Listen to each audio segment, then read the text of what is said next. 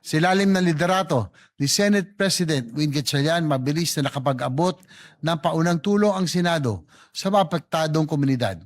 Subalit alam natin na hindi matatawaran ng kahit anong ayuda, donasyon o anumang halaga ang mga buhay na nawala at ang sakit ng trahedya na dinaranas ng mga naiwang pamilya.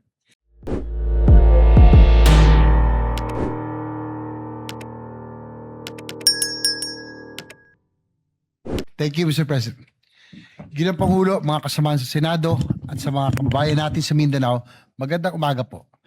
I rise today to co-sponsor proposed Senate Resolution number 447, a resolution urging the national government to take all necessary measures to ensure the availability of adequate funding and resources for the relief, rehabilitation, reconstruction, and recovery of communities affected by the recent devastating earthquake in Mindanao.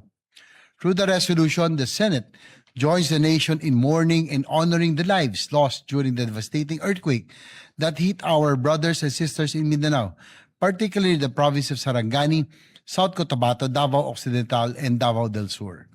68 deaths were reported by the National Disaster Risk Reduction and Management Council, while 33 remain missing according to the latest reports made by the NDRRMC last Tuesday.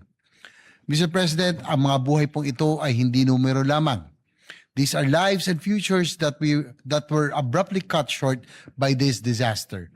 Ang bawat isa sa kanila ay may pangalan, mayroong kwento, mayroong pangarap, at may mga mahal sa buhay na naiwan. Sila ay mga anak, asawa, kapatid, kaibigan, at mga mahal nating mga kababayan. Nakapanlulumo po ang mga larawan at video na nakita natin online. Ano pa kaya ang aktwal na pakiramdam at sitwasyon na dinadanas ng ating mga kababayan? Bilang magulang, nakakatakot isipin na malagay sa kaparehong sitwasyon ang aking mga anak. Nakita natin ang mga mag-aaral at mga guro na napuno ng takot habang niyayanig ng lindol ang kanilang paaralan.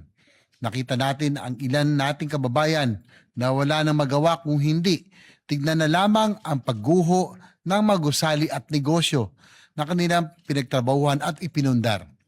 Bukod sa mga buhay na nasayang, maraming bahay ang nasira at maraming kabuhayan ang naapektuhan at nawala.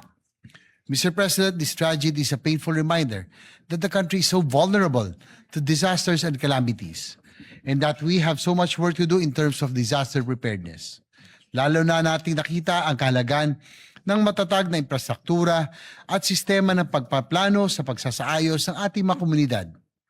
Resilience should not just be expected from our constituents, but should mean that our infrastructure systems and responses can withstand the wrath of nature. Sa ilalim ng liderato ni Senate President Win Gatchalian, mabilis na nakapag-abot ng paunang tulong ang Senado sa mapektadong komunidad.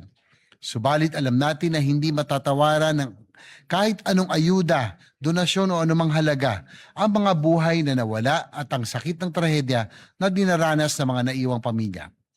Kaya naman, nakikisa ko sa panawagan na sa pamamagitan ng Senate Resolution na ito ay tiyakin ng ating pamahalaan ang agaran at pangmatagalang suporta para sa rehabilitasyon at pagbangon ng Mindanao. Bigyan natin ng malalim na kahulugan ang mga nawalang buhay sa pamamagitan ng pagtiyak na ang naiwan ay muling makapagsisimula. Ginong Pangulo, gagawin natin ang ating tungkulin dito sa Senado. Bilang inyong bagong halal na chairman ng Committee on Finance, titiyakin natin na mayroong nakalaang suporta upang maibalik ang kaayusan, seguridad at dignidad ng pamumuhay ng mga kapatid natin sa Mindanao na lubhang naapektuhan ng sakuna. Maraming pagsubok na ang dinaanan ng ating bansa, maraming bagyo, lindol at iba pang kalamidad. At pandemya ang sumubok sa tibay ng sambayanang Pilipino.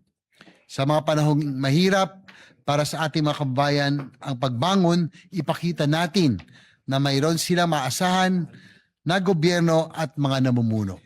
Lubos po tayo nakikiramay sa mga pamilyang nawalan at nakikisa tayo sa buong Mindanao sa panahong ito ng pagdadalamhati. Pagbangon Mindanao, maraming salamat.